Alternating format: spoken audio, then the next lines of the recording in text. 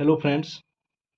आज हम लोग क्लास 10th का प्रश्नावली 1.2 का क्वेश्चन नंबर 1 बना रहे हैं। क्वेश्चन नंबर 1 में बोला है कि सिद्ध कीजिए कि रूट 5 एक यह परिमेय संख्या है। तो यह परिमेय संख्या है कि नहीं, इसको सिद्ध करके दिखाना है। यानी ये जो है रूट 5 यह परिमेय संख्या ही है, उसको आपको सिद्ध करना है कि कैसे यह परिमेय संख्या है। तो यह परिमेय संख्या जानने से पहले हम लोग परिमेय संख्या जान लेते हैं। और परिमेय संख्या क्या होता है? जैसे वह संख्या जिसको हम लोग क्या करते हैं, पी बटा क्यू के रूप में लिख सकते हैं।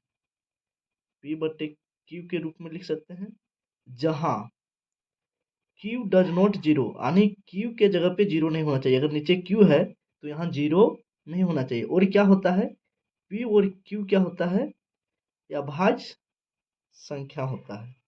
अभाज्य संख्या होता है वैसा संख्या जिसमें पी और क्यू दोनों अभाज्य संख्या हो, क्यू बराबर जीरो ना हो, यानी नीचे हर के जगह पे कभी जीरो ना हो, तो वही परिमेय संख्या होगा।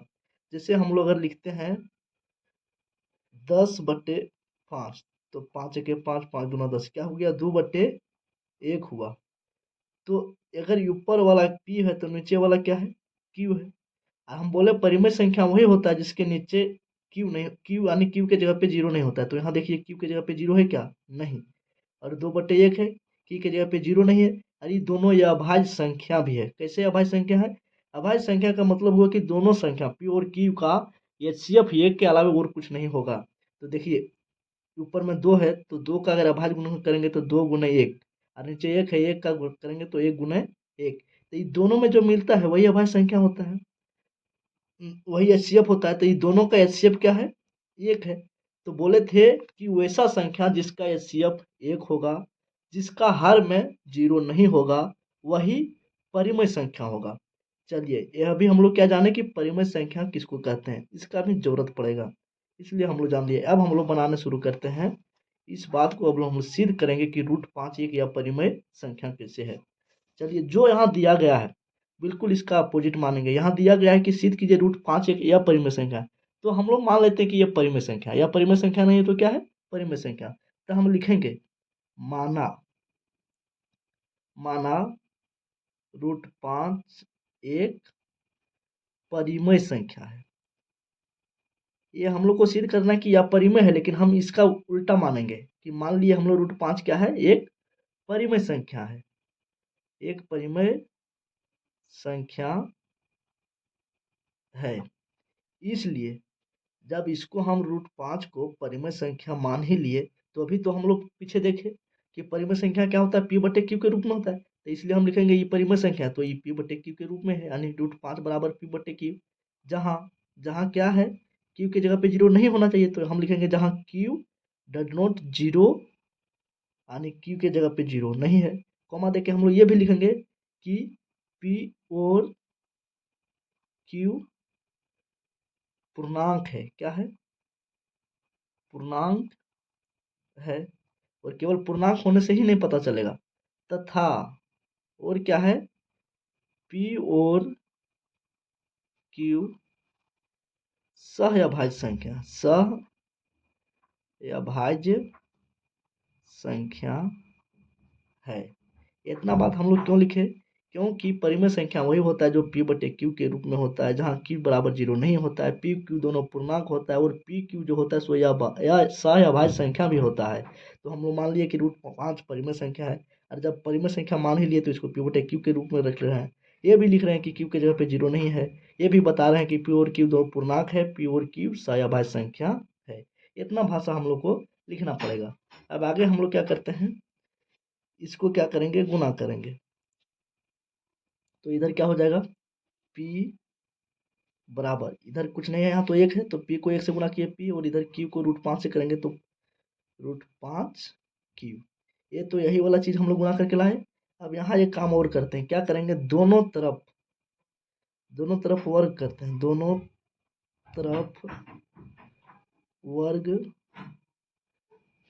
करने पर हम लोग क्या लिखे कि दोनों तरफ वर्ग करने पर।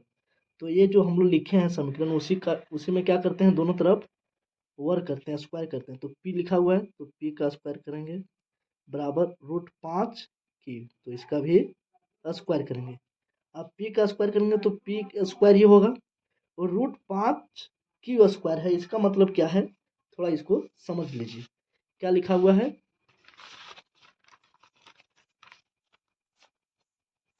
लिखा हुआ है √5 क्यू स्क्वायर, यानी क्या है, स्क्वायर है मतलब √5 दो बार गुणा में है, और क्यू क्यू दो बार गुना में। तो √5 को √5 से करेंगे तो क्या होगा, √25, और क्यू को क्यू से करेंगे तो क्या होगा, क्यू स्क्वायर। अब √25 हुआ मतलब 25 का वर्गमूल था, 25 किसका वर्ग, 25 का वर्गमूल क्या हो जाएगा, 5, 5 25 25 होता है।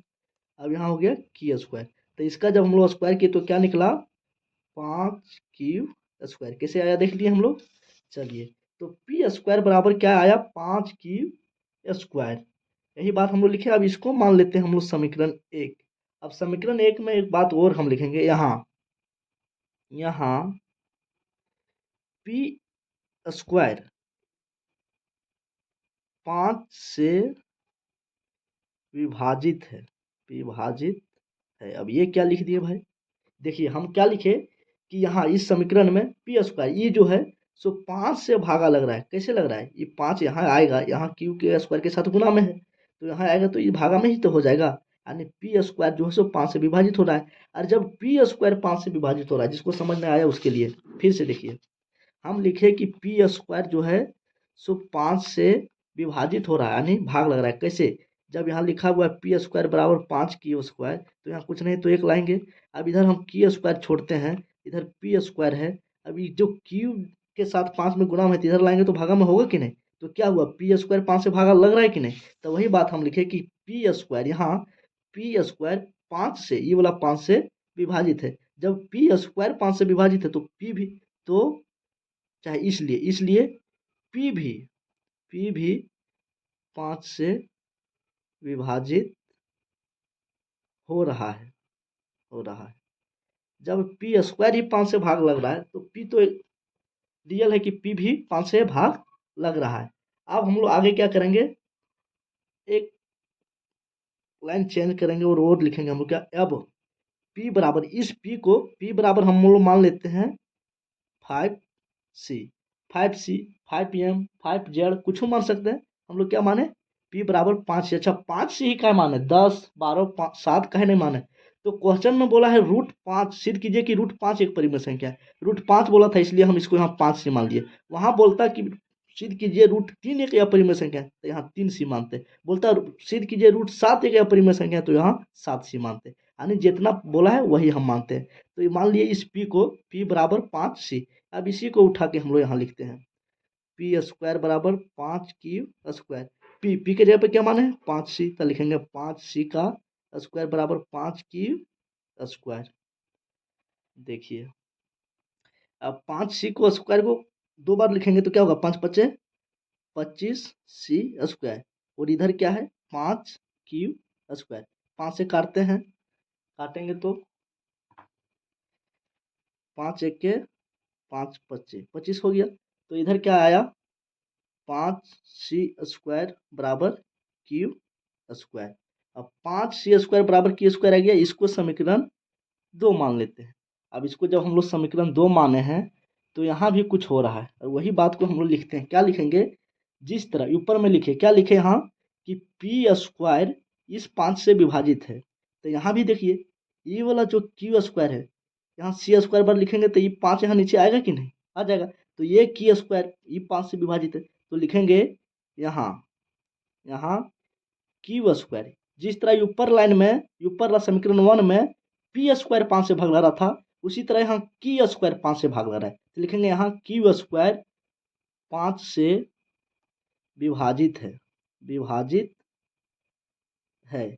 इसलिए इसलिए क्यू भी, जब क्यू स्क्वायर ही 5 से भाग लग रहा है तो क्यू तो भी लगेगा, तो क्यू भी 5 से विभाजित है, चाहे विभाजित हो रहा है, विभाजित है। चलिए, हम लोग यहाँ तक लिख लिए। अब लिखेंगे आगे, क्या लिखेंगे, अब यहाँ हम लिखेंगे समीकरण 1 एवं 2 में, समीकरण 1 और 2, पहला समीकरण 1 और समीकरण 2। समीकरण एक में हम लोग क्या देखे, समीकरण एक में हम लोग क्या देखे, देखिए समीकरण एक जो माने हैं हम लोग कहाँ पे माने हैं, ये वाला देखिए, समीकरण एक जो माने हैं उसमें क्या है, पी 5 से भाग लग रहा है, चाहे पी स्क्वायर 5 से भाग लग रहा है। समीकरण दो जो हम लोग माने हैं उसमें क्या है, क्यू स्क्वायर 5 से भाग लग रहा है, इसलिए क्यू भी 5 से भाग लग रहा है। तो लिखेंगे, क्या लिखेंगे, समीकरण एक एवं समीकरण दो में जब दोनों में क्या हो रहा है, एक में पी 5 से भाग लग रहा है और एक में क्यू 5 से भाग लग रहा है, यानी जो है क्या है, रूट रूट 5 बराबर हम माने हैं पी बटे क्यू, यानी परिमेय संख्या माने हैं। तो एक समीकरण में हम क्या देखें कि पी 5 से भागा लग रहा है, दूसरा समीकरण में क्या देखें कि क्यू 5 से भागा लग रहा है, यानी दोनों में 5 आ रहा है। और हम बोले थे कि परिमेय संख्या वही होता है जिसमें केवल एचसीएफ ही एक होता है, तो इसमें तो 5 भी आ गया दोनों में, यानी ये बात गलत सिद्ध हो गया। तो लिखेंगे समीकरण एक एवं समीकरण दो में एचसीएफ बराबर नहीं है एक के, यानी समीकरण एक समीकरण दो में क्या होना चाहिए, या सी एफ एक आना चाहिए, पी और क्यू में केवल एक ही दोनों में मिलना चाहिए, या सी एफ एक होना चाहिए। लेकिन पी और क्यू दोनों 5 से भाग लग रहा है, समीकरण एक और समीकरण दो में हम लोग देख लिए। तो जब दोनों में 5 भाग लग रहा है यानी एक के अलावा कुछ और दोनों में मैच हो रहा है, तो जब मैच एक से अलावा कुछ और मैच हो जा रहा है तो यह सी एफ एक नहीं है। तो वही हम लोग लिखे समीकरण एक एवं समीकरण दो में सी एफ एक नहीं है, और जब एस सी एफ एक नहीं है इसका मतलब वह परिमेय संख्या नहीं है। तो लिखेंगे इसलिए इसलिए हमारी गलत कल्पना है, क्या है, हम जो माने थे कि यह एक परिमेय संख्या वो मेरा क्या है, गलत कल्पना था, इसलिए हमारी गलत धारणा थी, चाहे कल्पना थी, गलत कल्पना है। हम लोग जो माने थे वो हमारा क्या था, गलत कल्पना था।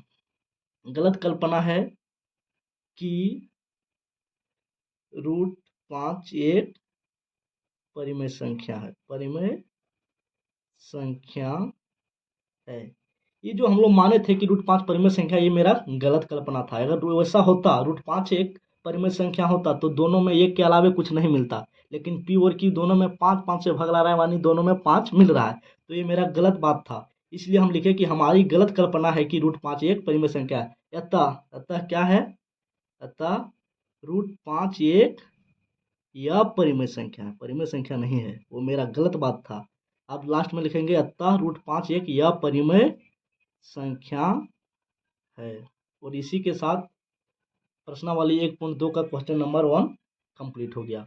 अब देखिए इसी में आ जाएगा, अगर कि सिद्ध कीजिए रूट 7 एक या परिमेय संख्या है, तो सारा भाषा सारा बात इसी तरह लिखेंगे, केवल रूट 5 की जगह रूट 7 रखेंगे। रूट 11 बोल दे, रूट 3 बोल दे, तो वही बात करेंगे, जहाँ जहाँ रूट 5 लिखे वहाँ रूट 3 लिखेंगे, रूट 7 लिखेंगे, और सारा भाषा यही रहेगा। चलिए, अगर आप लोगों को इस वीडियो में कुछ हम समझा पाए होंगे तो प्लीज़ इस चैनल को सब्सक्राइब कर दीजिए। लगातार वीडियो आप लोग के लिए हम लाते रहेंगे। Thank you for watching.